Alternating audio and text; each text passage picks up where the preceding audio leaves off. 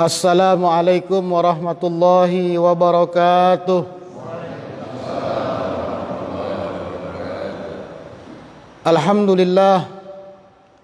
Alhamdulillahi rabbil alamin.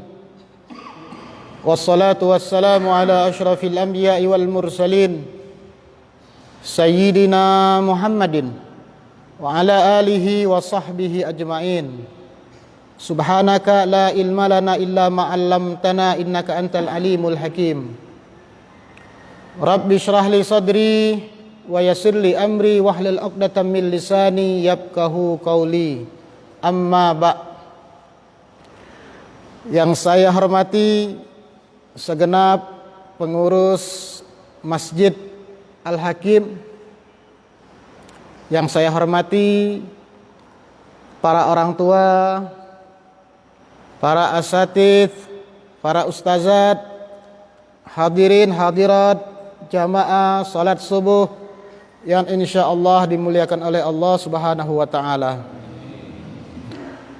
Pertama-tama dan yang paling utama, marilah kita bersyukur kehadirat Allah Subhanahu wa taala atas limpahan karunia, nikmat, taufik, hidayat, ampunan, barakah, rahmat, sehingga Allah mudahkan langkah kaki kita ini menuju masjid yang kita yakini merupakan tempat yang mana Allah cucurkan rahmat, barakah dan ampunan.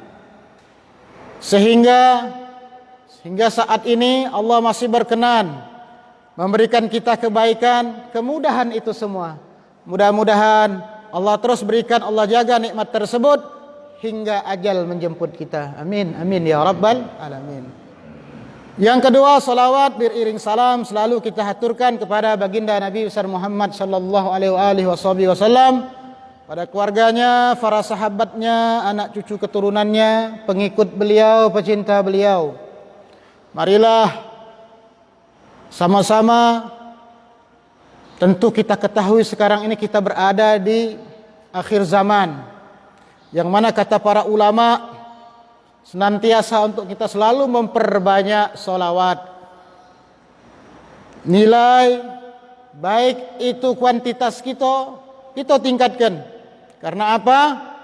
Salah satu yang akan menjadi kenal, salah satu Rasulullah mengenali kita di akhirat tentunya banyaknya kita membaca salawat kepada beliau. Insya Allah kelak kita akan mendapatkan syafaat beliau. Amin, amin ya rabbal alamin. Ma'asyiral hadirin wal mustami'in rahimakumullah. Apa yang disampaikan oleh orang tua kita tadi, Bapak Haji Mardan tadi, alhamdulillah kami ini kebetulan tinggal sebenarnya di 13 Ulu, lorong sederhana dekat pesantren Aryad. Karena berhubungan dapat istri Kelapa 4. Jadi kadang itu sementara di situ, kadang balik ke sana. Karena berhubungan dapat anak yang kedua tadi, sementara di sini masih kecil bayi. Alhamdulillah, karena berkat silaturahim, kenal dengan penduduk sini, masyarakat sini, melalui fasilitas tadi itu dari Pak Azhari ini, ya jemaah yang di sana Al-Kausar juga, di masyarakat membaur.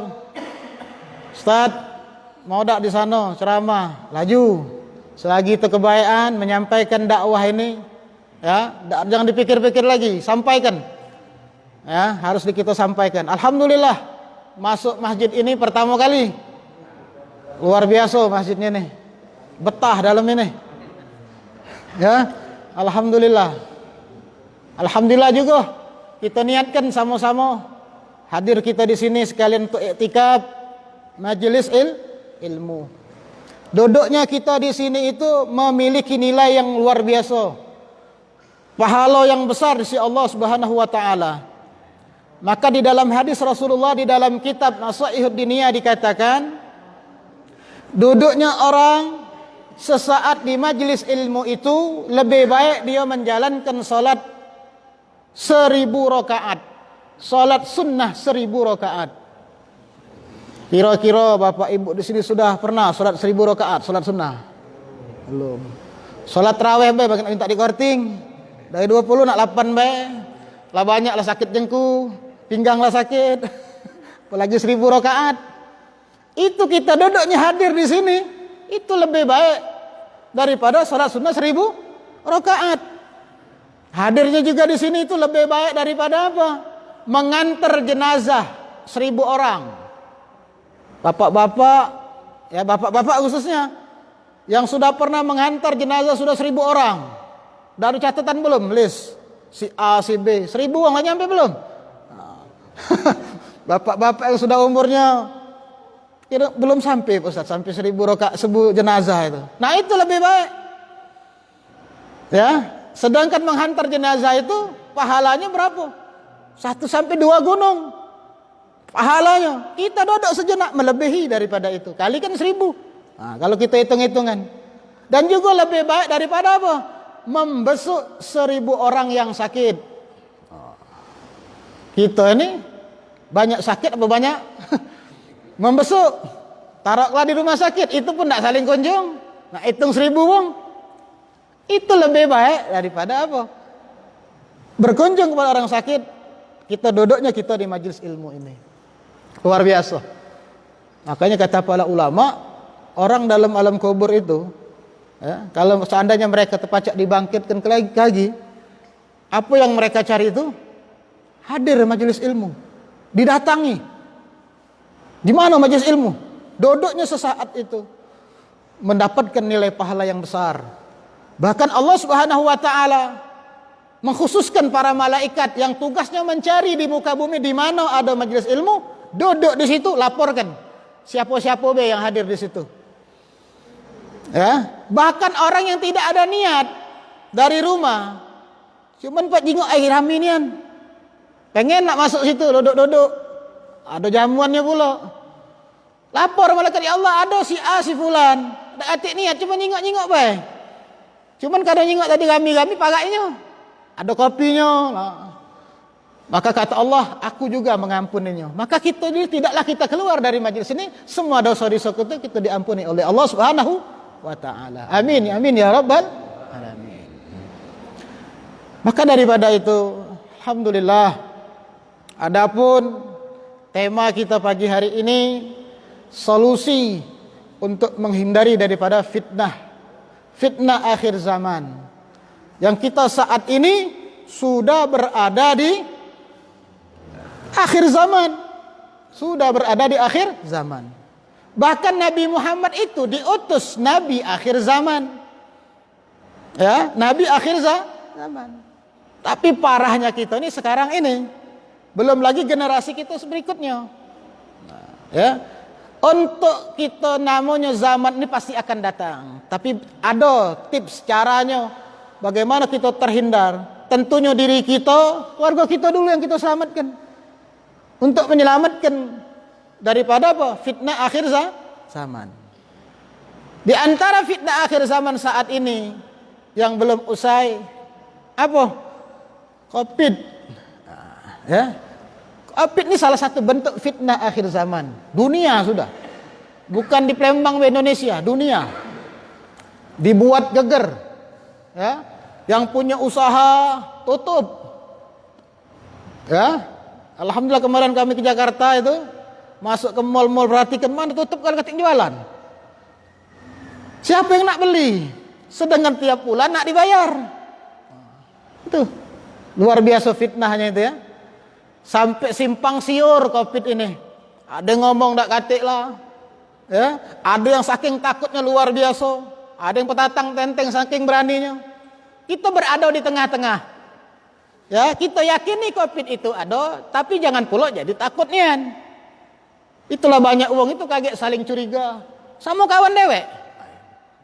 Aduh Covid nih kaget. Ini fitnahnya. Akhirnya perselisihan di antara kita. Yang awalnya akrab jadi bermusuhan. Ini salah satu bentuk fitnah akhir zaman. Masuk masjid. Ya, salaman dulu. Jadi saking takutnya luar biasa itu. Sampai saat ini. Ya. Sekarang Palembang masuk zona apa? Zona merah. Nah, zona merah lagi. Ya. Kalau zona merah ini kayak PSBB pula. Ya. Yang jelas kita apa sikap kita selagi orang-orang muslim, orang beriman, bahwasanya semua itu bagian daripada takdir Allah Subhanahu wa taala. Terus bagaimana sikap kita? Ya jalani. Kalau memang pada saat itu kondisi kita lagi wabah, ya, Rasulullah sudah mengajarkan, ya, di antaranya juga apa? Jaga, ya, protokol kesehatan tetap jaga, tapi juga jangan saking takut nian sehingga apa? Apa dak masjid lagi corona. Sebelum corona lagi dak kate. Lah ada corona pas nian. Alasannya itu corona ini payah nih. Lah corona habis ngapa dak datang lagi? Masih ada dikit-dikit. Ya, sampai sekarang ini. Jadi flu batuk itu tuh pecah dak kate lagi namanya. Curiga lah itu, nah batuk. Bersin, corona lah itu. Namanya tidak kate lagi sekarang batuk, pilek, corona tuh lah, wes kena itu. Ya, ini fitnah. Makanya kata ulama, ya, bahwa wakala Rasulullah SAW, la ya'ti zamanun 'alan nas illa alladhi ba'dahu syarrun minhu. Tidak akan datang suatu zaman yang mana zaman itu lebih buruk daripada zaman sebelumnya. Jadi keadaan kita ini, generasi kita ini lebih buruk daripada yang kemarin. Setelah ini fitnahnya lebih besar lagi. Fitnah semakin buruk, semakin buruk. Jadi dari generasi para sahabat radhiyallahu anhum, yaitu anak didik Rasulullah, sudah jauh. Dunia ini sudah terbalik. Keadaan kita jauh daripada tabi'in. Terus sampai saat ini. Bahkan yang lebih parah tadi apa? Terjadinya kedurhakaan. Seorang anak durhaka kepada orang tua, seorang istri durhaka kepada suami. Ini banyak. Ya, klimaks ini. Klimaksnya seorang istri itu durhaka kepada suami. Hati-hati ibu-ibu, ingatkan. Ya. Klimaksnya apa? Durhakanya seorang istri terhadap suami. Seorang istri berani membentak suami. Bayangkan. Ya. Padahal surganya itu berada di mana? Di suami. Ini keadaan. Maka kata ulama, kalau seorang istri, seorang ibu sudah rusak akhlaknya, maka kata ulama, salahul aulad bisalahil ummahat. Kesalehan seorang anak itu, ya, dengan sebab kesalehan ibunya. Kalau ibunya soleha, insya Allah anaknya soleh dan soleha. Bahkan ulama mengadakan riset, persentasinya itu 60-70% menjadikan anak itu soleh atau soleha disebabkan oleh didikan ibunya. Maka kata ulama, awwalu madrasatin al-ummu madrasatu aulad lil walad. Ibu itu adalah sekolah yang pertama buat anak-anaknya. Sebelum mereka mengenal sekolah, kenal dengan kawannya, gurunya, ya, ibu sudah mengajarkan bahasa, ya, kalimat-kalimat itu diajarkan. Jadi kalau seandainya klimaks seorang ibu-ibu mengharapkan orang tua, keluarga menjadikan anak dan soleha, ibunya juga harus pertama kali harus terdidik dirinya untuk menjadi wanita yang soleha. Jangan sampai naudzubillah, karena kebanyakan ibu-ibu sekarang ini, ya, ahli televisi, ya, caknya bagus, caknya itu drakor. Apa drakor itu? Bukan Dracula, ya, drama Korea. Nah, sudah ini kan, belum lagi sinetron. Wah, depan TV, laki balik, mana nak hidang makan, muka saji, tak kate, ubi kayu, ya, dengan bahasa yang kasar kadang, mbak DWO kah, mbak aku nak nonton. Ini kau ada model-model mak ini, ahli mall, ada covid dia tak ke mall, tapi kami sekarang Ramayana, nak tutup diskon, katanya mak itu, ya, kami, apa Pak Ustadz ke sana, pas ke sana mampir sendal putus. Ada Ramayana situ mampir. diskon katanya. Ngejak tahu bae. Ami cak nak lebaran. Hati lagi yang mikir ke Covid. Ya, yang ahli mall karena corona ini stop. Ya.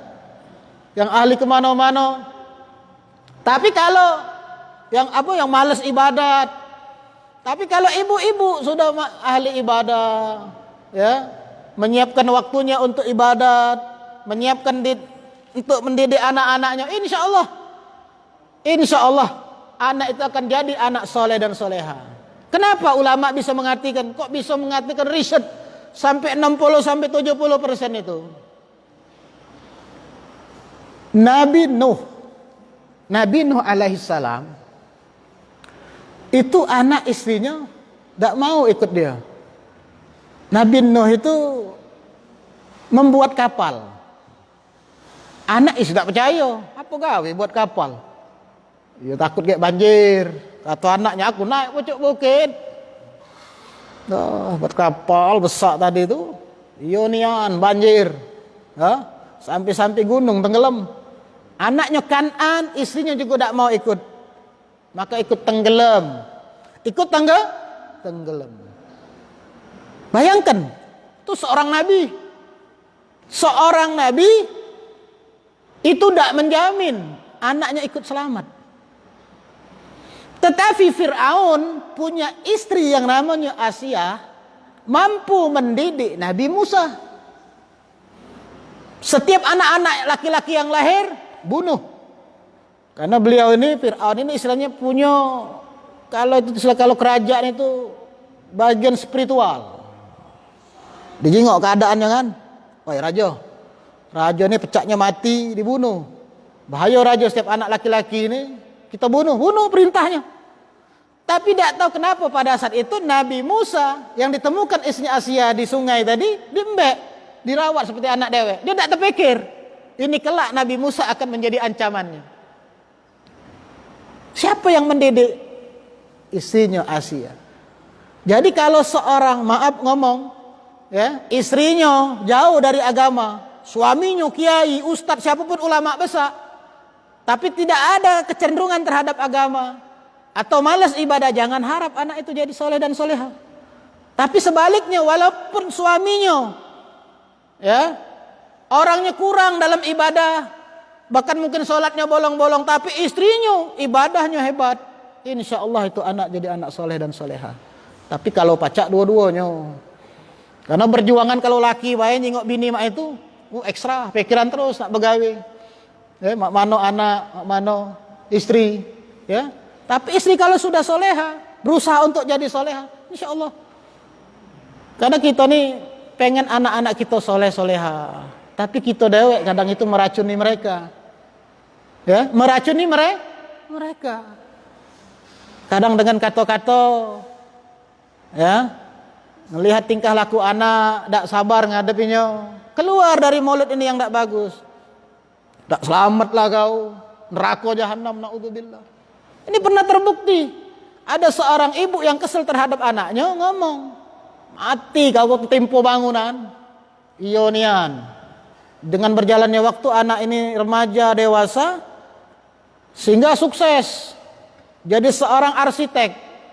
Kalau bangun ini, ya, akhirnya untuk punya rumah lama tuh besar tanah nak dibangun dia. Dibongkar, renovasi habis. Jadi anaknya ngontrol ke belakang, tukang-tukang di depan lagi santai, dia ngecek. Apa dari depan bunyi, aduh hancur, terkejut. Ternyata orang yang punya rumah itu nak renovasi itu lah sudah masuk dalam bangunan. Teriak minta tolong. Dibawa ke rumah sakit, tidak terselamatkan. Ibunya nyesel.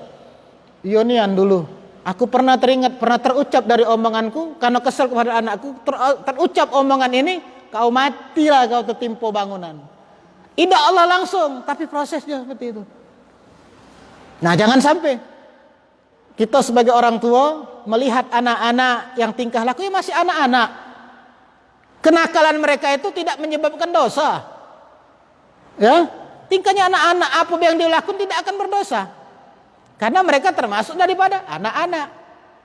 Ya, rufi al-qalam an thalas. Hukum itu tidak diberlakukan, diangkat oleh Allah atas 3 perkara. Di antaranya apa? As-sabiyyu, seorang anak yang dibawa hatta yablugh, sampai dia balik. Tapi kalau belum balik, apa yang dia lakukan itu tidak dianggap dosa. Tapi kalau kebaikan dia buat, maka kembali kepada orang tuanya. Lemah agama kita nih, masih kecil balik, ngelakuin sesuatu keluar syariat, berbuat dosa, tidak berdosa, dia balik tidak tahu, belum ada di dalam ajaran agama, tapi kita ajarkan. Tapi kebaikan dia lakukan, belum wajib dia lakukan, pahalanya buat kita. Wong gila, wong gila. Nah, wong gila itu kalau dia tidak sholat, ya, tidak puasa Ramadan, tidak berdosa. Wong gila, tidak berdosa. Ya, wong gila.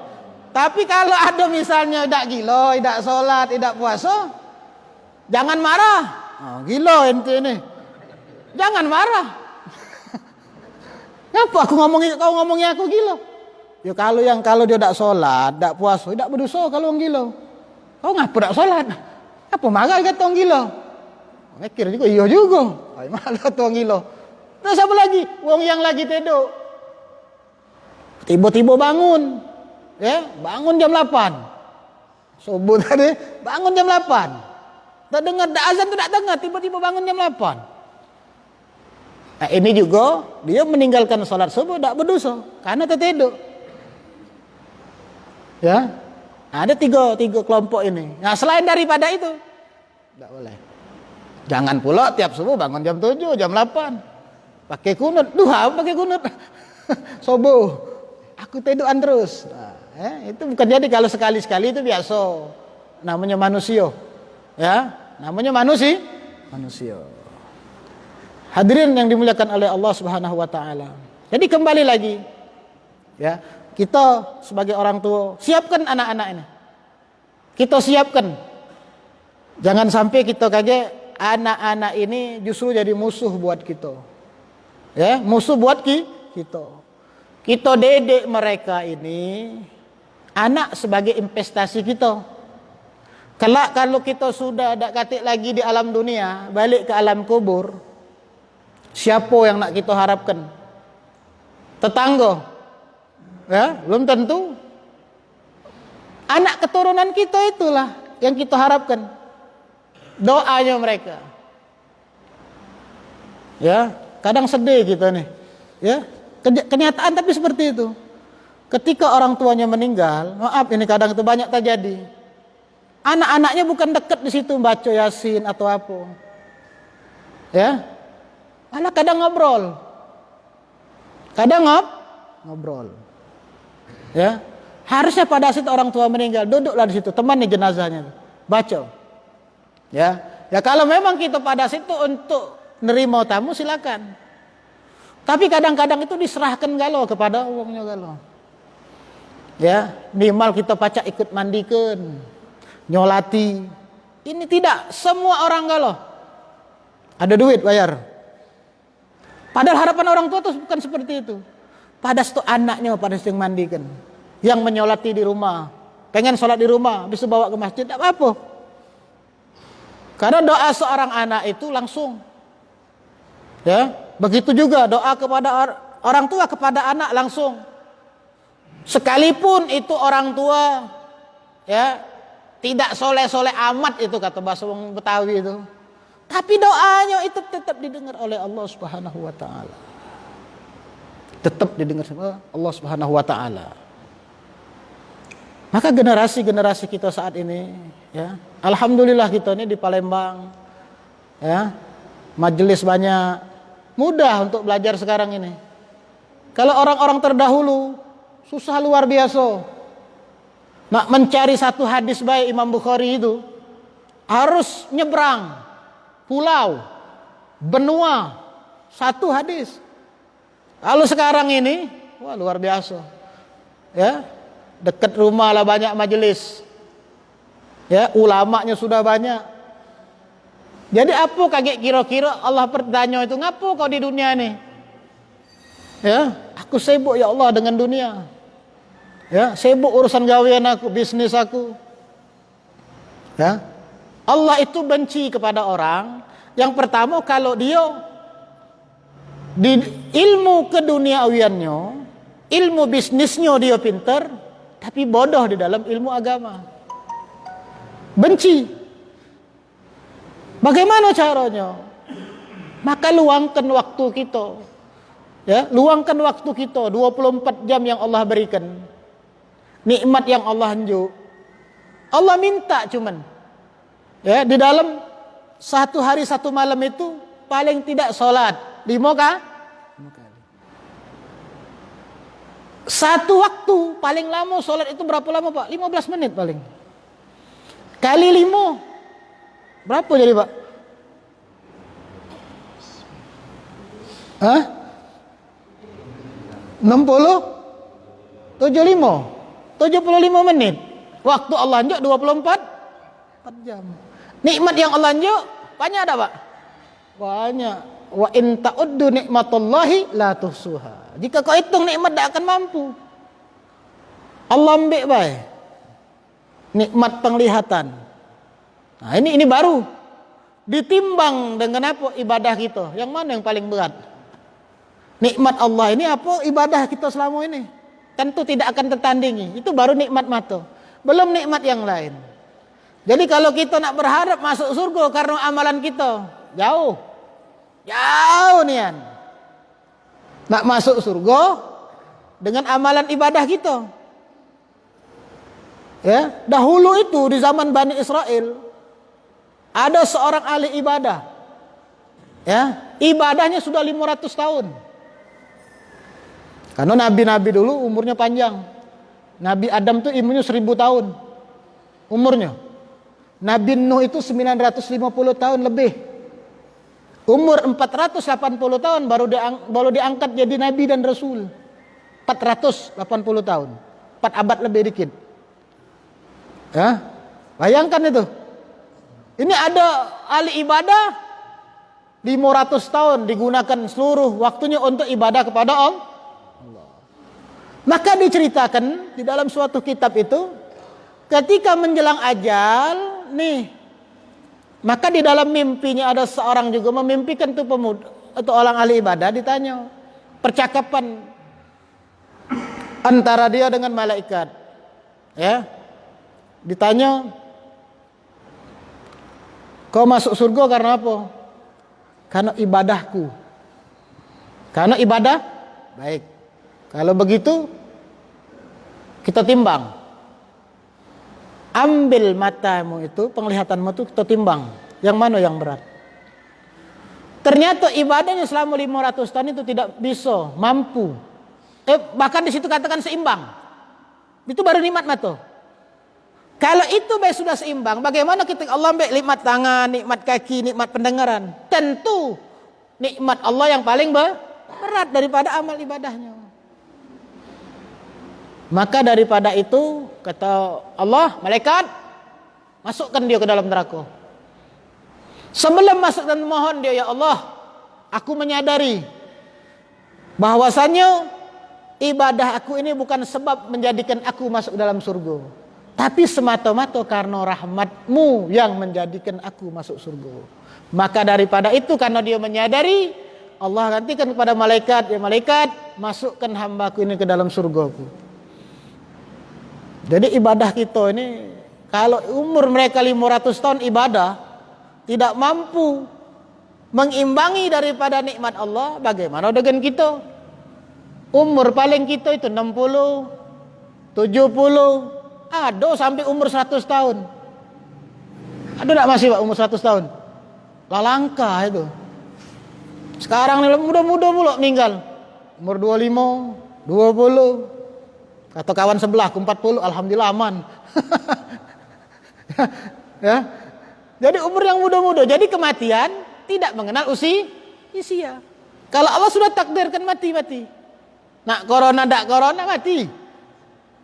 Ya, mati. Nah, maka daripada itu Bapak Ibu sekalian, ya, anak-anak kita ini kita persiapkan. Jangan sampai mereka itu apa? Terpengaruh dengan apa? Maklumlah, orang-orang anak-anak muda sekarang ini dipengaruhi media televisi, ya, niru-niru gaya wong barat, bukan Sumatera Barat, wong barat Eropa. Bedanya kalau wong barat Eropa itu makan kentang, Sumatera Barat makan rendang. Ya, ya, jangan tersinggung ada Sumatera Barat katanya ngapa semut wong barat Sumatera, bukan, wong Eropa. Ya, kalau kita Indonesia ini bagus masih, tapi kalau pengaruh-pengaruh Eropa Barat itu yang luar biasa. Ya, mereka itu apa? Memang, ya, apalagi di balik belakang mereka tuh wong Yahudi. Kalau sudah di belakang dengan wong Yahudi, jelas, ya, Yahudi itu kalau pacak menguasai seluruh dunia ini. Seluruh dunia di bawah tunduk di bawah kaki Yahudi. Memang Yahudi ini, Pak, ya. Dengan wong Arab itu masih beradean. Ya, Nabi Ibrahim itu kan punya anak dua. Ya, Nabi Ismail, ya, Nabi Syuaib kalau tidak salah itu. Nabi Ismail ini nurunkan dari keturunan wong Arab, ini orang-orang Israel, Bani Israel. Ya, Nabi Ishak, ya.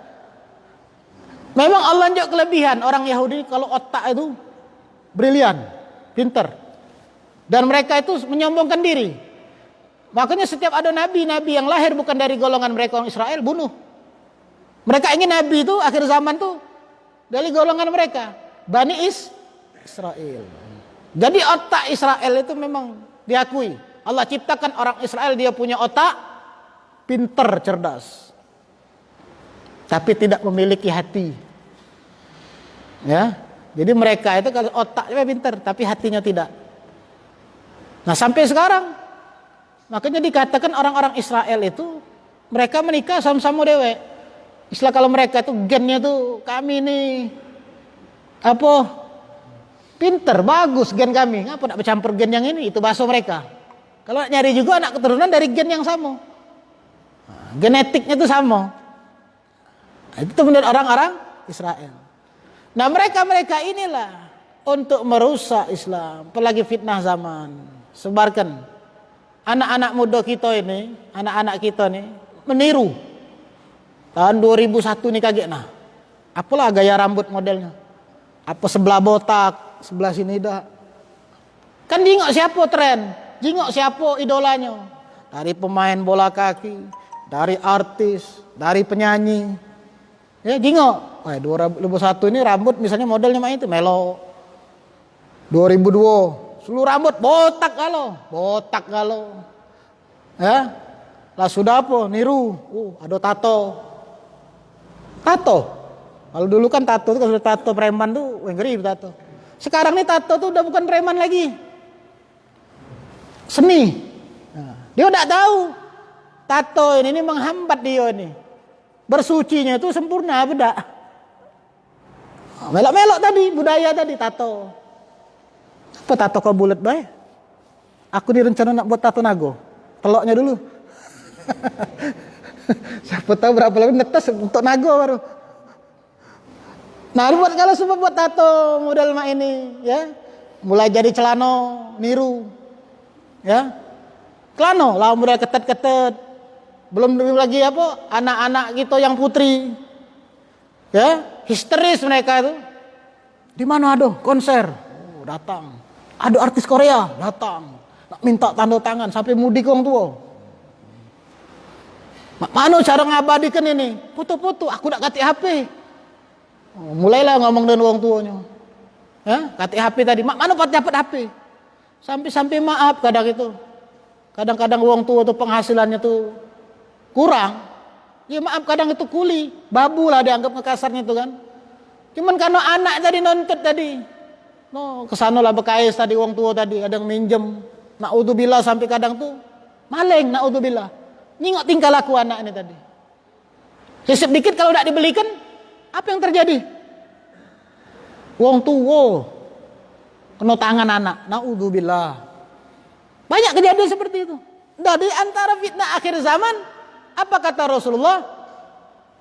Tuan melahirkan budaknya. Ya. budak melahirkan tuannya. Apa maknanya ini? Banyak di akhir zaman wong tua kaget ngurusi anak. Bahkan itu sampai nenek kakek masih ngurusi cucung. Maaf nih Bu. Bapak maaf. Kalau kita punya anak, kalau kita punya wong tua masih hidup lah sudah dianggap nyai, yai. Tidak usah dibebani lagi. Mereka tuh sudah harus banyak ibadat. Ini dak. Yai kaki antar anak aku nak sekolah, aku nak begawe. No, yai sudah nyemput cucung sekolah. Maaf kadang banyak ini. Inilah yang kata Rasulullah di akhir zaman, budak melahirkan tuannya. Harusnya kita anak yang harus menghormati wong tua, bukan sebaliknya wong tua yang sudah usia senja masih nyibuk nyemput cucung. Kemana anaknya? Sibuk dengan dunia. Kalau kita tidak mampu siapkan babysitter. Kalau kita tidak mampu kok bini tidak usahlah begawe. Aku be yang begawe, urus budak. Nama itu. Ini banyak kadang tuh sian kadang lah tuo. Motor lah geger. Cucung lah tigo. Cucung sano nganter. Banyak kan Pak? Banyak nih naudzubillah kadang ini. Ini akhir zaman yang kata Rasulullah, seorang budak melahirkan tuannya. Inilah yang menjadikan apa orang tua yang sudah senja masih ngurusi budak. Justru kita ini yang harus berbalik. Menservis melayani mereka. Bukan sebaliknya lah mereka sudah ngurus kita. Lah ngurus cucung pula. La ilaha illallah. Geger. Masuk lubang nyampak. Nah, baru nyesel anak nih tadi tuh. Lah kalau kejadian. Apalagi yang nak disesalkan. Nah ini harus kita perhatikan. Kita yang masih muda kalau punya jangan dibebani. Cukuplah nyainya itu ibadat di rumah. Njuk fasilitas. Tidak usah ngurus nak nyemput anak kita. Tidak usah lah itu tanggung jawab kita. Ngapa gitu nak nyuruh mereka? Tapi kadang tuh yainya ini kadang tuh katik gawe, kadang tuh nyingok cucung, kadang kesian. Ya, nah ini jangan kita manfaatkan, mumpung lah yai lagi katik gawe juga. Kakekku gaji yai. Oh, ngejuk gaji pula. Ya, rasanya mak mana lah ya itu ya Allah, seolah-olah kita nih jadi pekerja. Anak-anak yang kudidik kemarin itu yang jadi model sekolah bagus-bagus, ngapa model mak ini? Nah penting, makanya anak-anak itu yang harus kita tanam pendidikan agama. Maaf, jangan kita pentingkan dunia dulu. Les bahasa Inggris, komputer, les ini. Tapi kalau ngajinya kaget dulu. Basic agamanya dulu. Kelak ini kaget terjadi. Kalau sudah model mak ini kelak, jangankan bapak kita kelak, kalau mereka sudah punya anak, keluarga, kita pula gak dibalesnya. Karena ini sesuai. Birru abaukum tabirru abnaukum kata Rasulullah. Berbaktilah kepada orang tua kalian, niscaya anak-anak kalian akan berbakti. Sebaliknya, kalau kita memperlakukan orang tua kita model ini, maka anak-anak kita sama memperlakukan kita. Ini dosa istilahnya apa? Punya nasab silsilah. Kalau bukan uang baik, jadi berentet dosa ini. Kalau kita berbuat kepada orang tua kita model itu, anak kita akan melakukan kita yang sama, bahkan lebih daripada itu. Jadi nyai, kita yang musuh orang tua, berpikirlah, ya kalau sudah punya anak, jangan dibebankan mereka lagi ngurus anak kita. Cukuplah mereka dari ngurus kita, mendidik kita dari kecil, dari kandungan. Jangan ditambah lagi, nitip ke cucung lagi. Cucung bukan siko cucung 2, cucung 3. Nganter sekolah, nunggu balik sekolah. Oh, tiap hari. Ya, jangan. Lah kalau memang sekali-sekali yai pengen, enggak apa-apa. Jangan tiap hari. Kalau satu hari kesempatan, ya sudahlah. Na'udzubillahi min dzalik. Nah, anak-anak tadi, kenapa kita arahkan supaya mereka tidak terpengaruh dengan globalisasi tadi? Ya. Era zaman saat ini, maka persiapkan anak-anak generasi kita kaget. Jangan kaget jadi penyesalan. Maka kata Allah itu di dalam Al-Quran, ya ayyuhalladzina amanu inna min azwajikum wa auladikum aduwwan lakum. Wahai orang-orang yang beriman, sesungguhnya anak-anakmu, istri-istrimu itu akan jadi musuhmu. Fahdharuhum kata Allah. Maka waspada, hati-hati. Hati-hati. Mak mana pacak anak tuh istri jadi musuh? Inilah kejadiannya. Kalau anak-anak istri kita tidak kita arahkan ya untuk kebaikan, kewajiban mereka ya, apa yang harus mereka lakukan. Ini kalau kita tidak arahkan, kita cuek, terserahlah mereka. Yang penting aku seorang suami, majelis, pokoknya banyak kebaikannya. Tapi anak istrinya tidak diloroinya. Nah, anak ini akan jadi musuh, istri ini akan jadi musuh.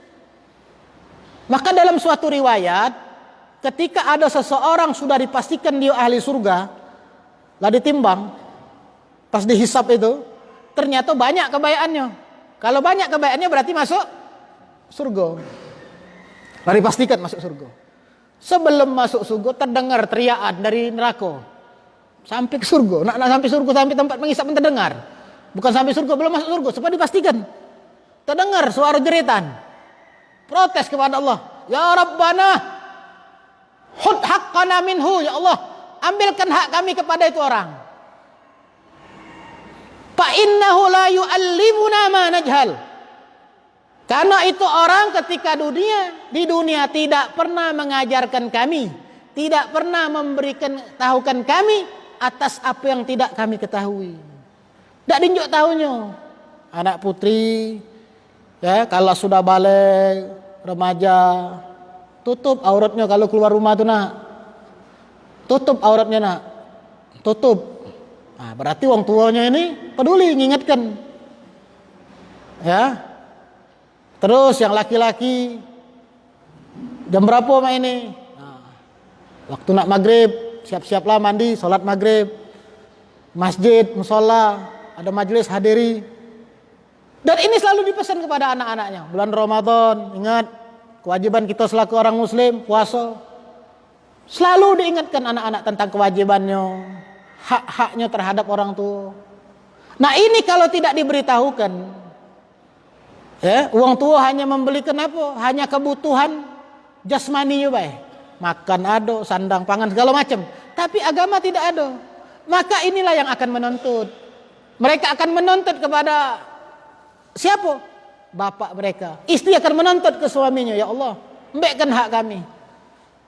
Dia tidak pernah ketika dunia ngejuk tahu kami, melarang kami ini tidak boleh, tidak kate. Bagaimana istinja yang benar? Tidak pernah diajarkan.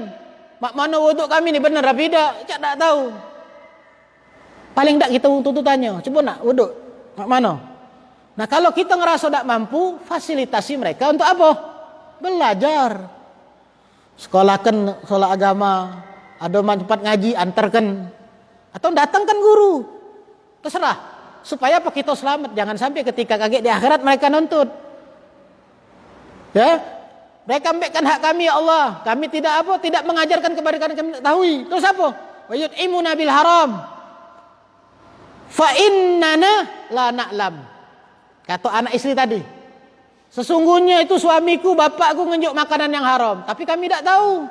Pokoknya pergi begawe pagi balik sore. Tahunya kami begawainya misalnya di kantor atau berdagang, tapi tidak tahu di kantor itu begawainya apa tidak. Maaf, ya, kadang-kadang itu terpengaruh. Nak nyingok tetangga lah rumah tetangga besar, bini ngomong, ayo kak begawilah setahun mobil mak ini. Kawan sebelah beli mobil. Di panas sih.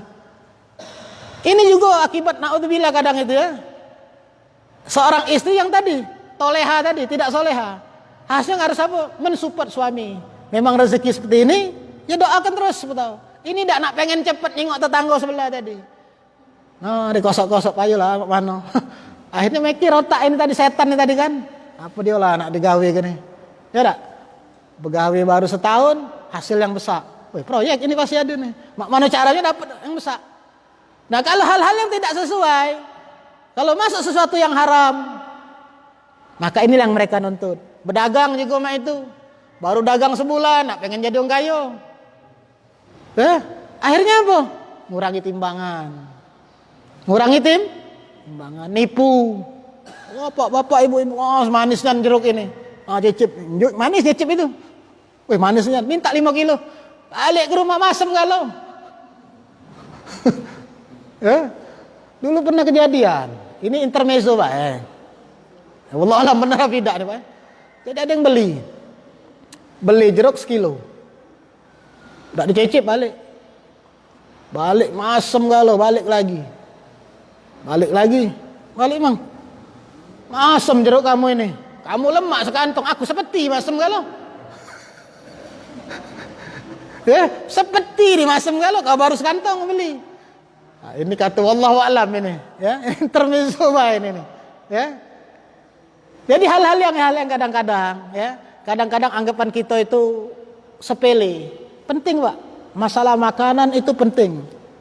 Karena kenapa sampai Rasulullah tuh ngomong di dalam sebuah hadis itu, man akalal halal atau jawarihuhu. Barang siapa memakan makanan yang halal, sya'at am sya'at, ta'lam au ta'lam, mau tidak mau, tahu tidak tahu, maka secara otomatis ini jasad badan kita mudah untuk ibadat. Kalau kuncinya makannya halal, gampang. Jangankan masjid dekat, masjid 3 kilo itu ringan bagi mereka. Kalau yang dimasuk dalam tubuh ini makanannya halal. Tapi kalau sudah masuk, kata Rasulullah, man akalal haram faqad asad jawarihuhu. Barang siapa memakan sesuatu yang haram, maka secara otomatis juga jasad ini akan mudah untuk berbuat maksiat. Gampang. Masjid di sini, itu rumah. Allahu Akbar, berat nak ngelangkan, nak ngeluar ke kaki. Ngapa nak ke masjid? Corona. Masih depan TV. Ujung-ujung corona tuh lah masih ini. Corona udah masjid. Corona sudah habis, vaksinlah sudah metu galo. Masih ada sedikit sisa-sisanya. Ujungnya apa? Berat untuk ibadat. Itu alasan baik. Kenapa? Maka introspeksi kita, ngapalah kita kadang berat ibadah.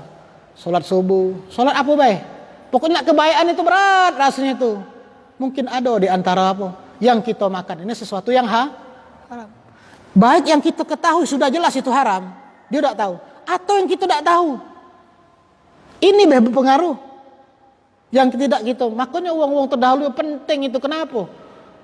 Mereka itu orang-orang itu kok makanan itu penting luar biasa. Karena ini berpengaruh ke badan kita.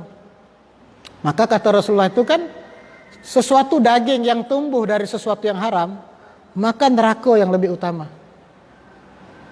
Makanya ada seorang sahabat Rasulullah itu diceritakan setelah habis sholat subuh, tidak cak kita berwirid. Bung, langsung balik. Rasulullah ini bertanya, kemana si fulan ini? Habis sholat berdebus langsung balik, berdebis. Kalau bahasa kita nih.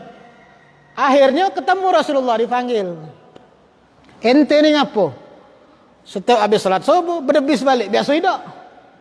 Assalamualaikum warahmatullahi wabarakatuh. Assalamualaikum warahmatullahi wabarakatuh. Oh ya Rasulullah, sesungguhnya aku ini punya tetangga. Nah tetangga aku ini punya tanaman. Kadang-kadang kalau subuh itu kena angin, kurma itu nyampak. Aku ini masih punya anak kecil-kecil.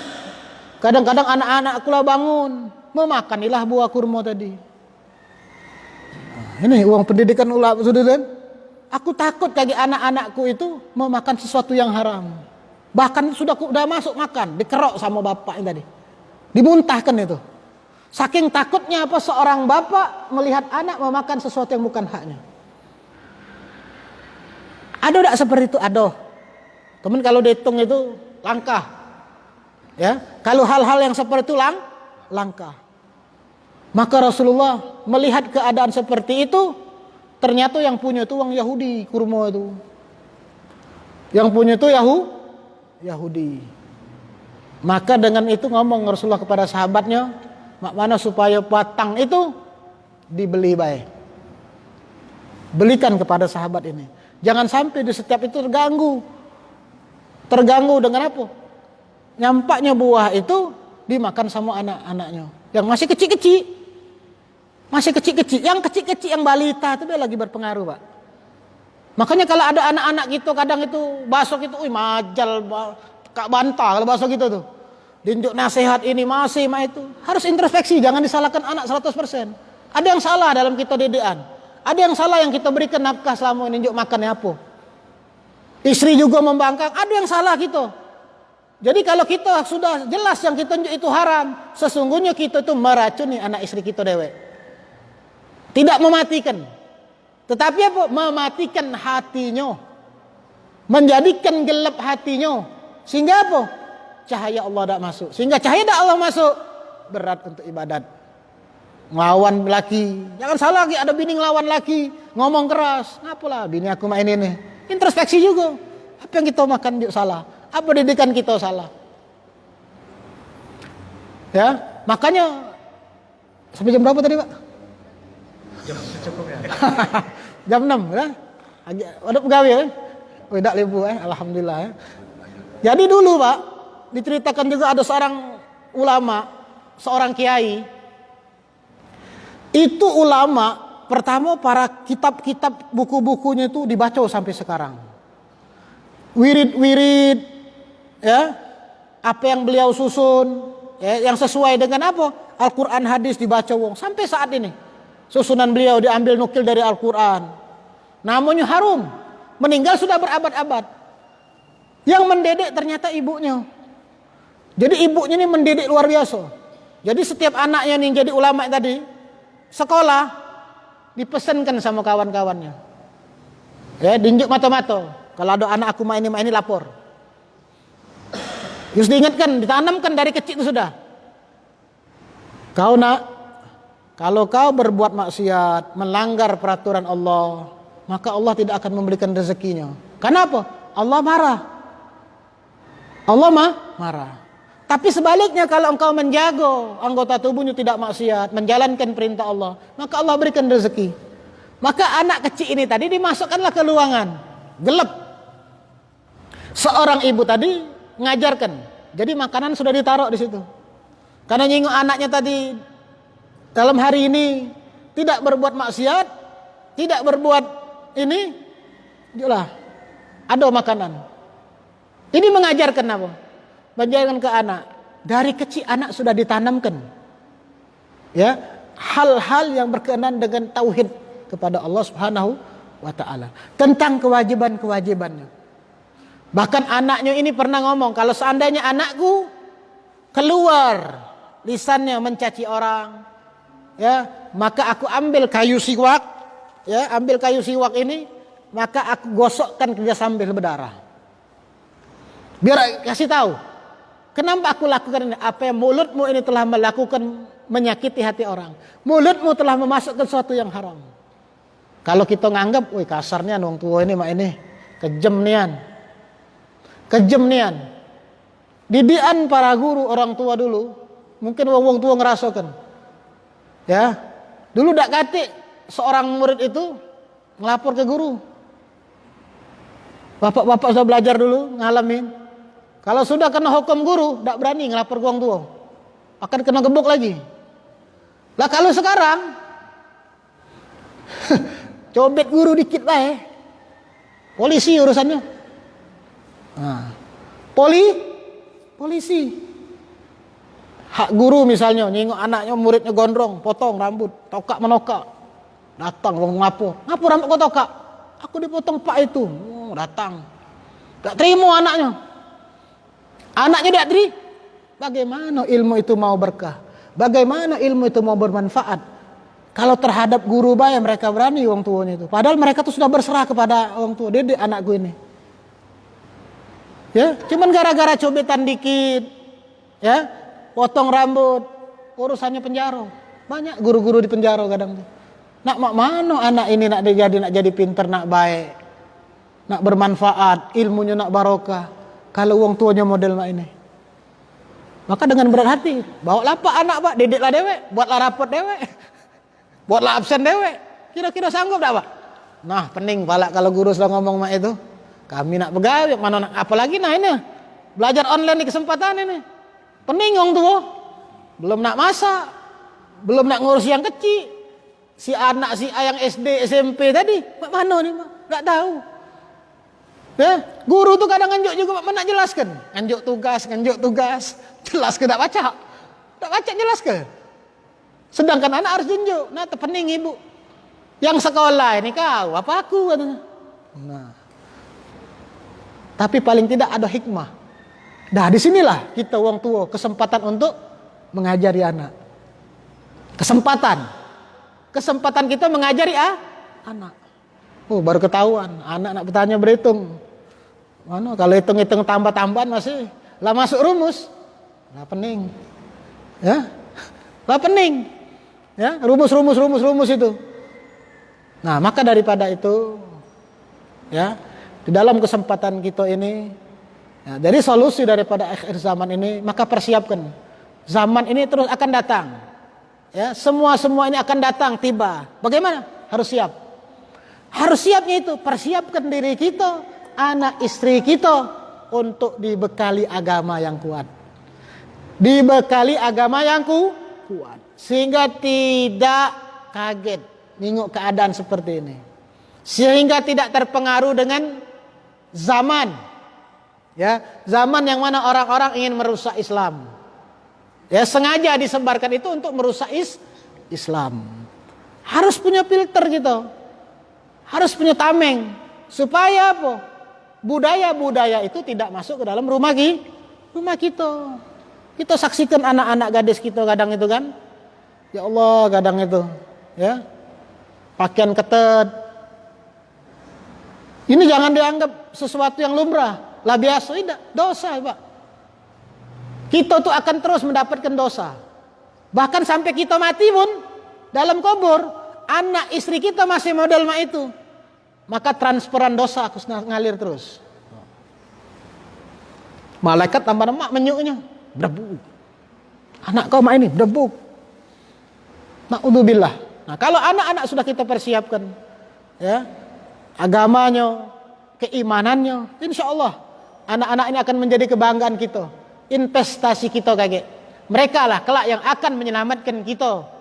Ya, mereka yang akan memangkat tangan kita menuju surganya Allah Subhanahu wa taala. Mudah-mudahan dengan pertemuan yang singkat ini Allah berikan manfaat.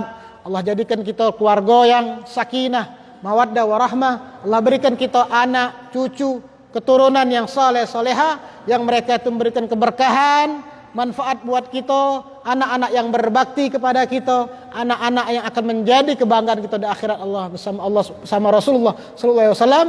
Mungkin itu yang dapat kami sampaikan. Mohon maaf atas segala kekurangan. Allahu minkum jami'an. Assalamualaikum warahmatullahi wabarakatuh.